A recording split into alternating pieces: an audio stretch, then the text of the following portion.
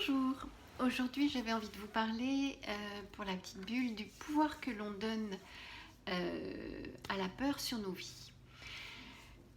La peur est irrationnelle, ça on le sait, quelqu'un qui peut avoir peur du noir ou peur du vide ou peur dans un ascenseur, peur de l'étroitesse, etc. Donc on sait que c'est irrationnel.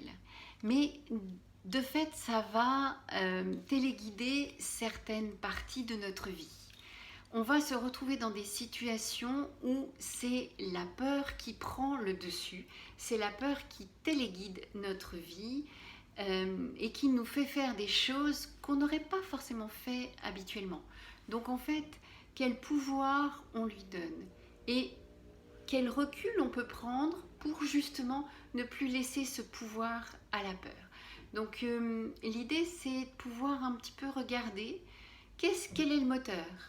Quand on fait une action, quel est le moteur? Est-ce que c'est rationnel ou est-ce que c'est notre peur qui a mis en place des stratégies pour minimiser cette peur, pour nous rassurer, pour que l'on ait le sentiment d'être en sécurité? Ou est-ce que réellement, eh bien, l'action qu'on a, elle est justifiée par rapport à là où on en est? Mais simplement, je vous invite à faire ce distinguo et puis à regarder un petit peu qu'est-ce qui vous met en route. À tel ou tel moment, qu'est-ce qui vous met en route? Est-ce que c'est une peur ou est-ce que c'est un mouvement juste de la vie qui vous met en route pour aller vers telle ou telle chose?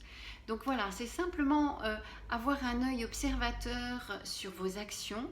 Qu'est-ce qui vous met en route à un moment donné et qu'est-ce qui, à un autre moment donné, va vous mettre en route et est de l'ordre de la peur. Donc j'espère que j'ai été claire, juste de pouvoir regarder d'où vient le moteur quand on se met en route. Est-ce que c'est la peur ou est-ce que c'est un mouvement juste de la vie, c'est l'envie, c'est le besoin de mouvement, c'est quelque chose qui nous convient, etc. C'est une action qui est juste par rapport à nous, ou est-ce que c'est l'évitement de quelque chose par rapport à une peur? Voilà, eh bien je vous laisse me retrouver sur YouTube, Instagram et Facebook pour d'autres petites vidéos et je vous souhaite une belle et heureuse journée. Bye bye!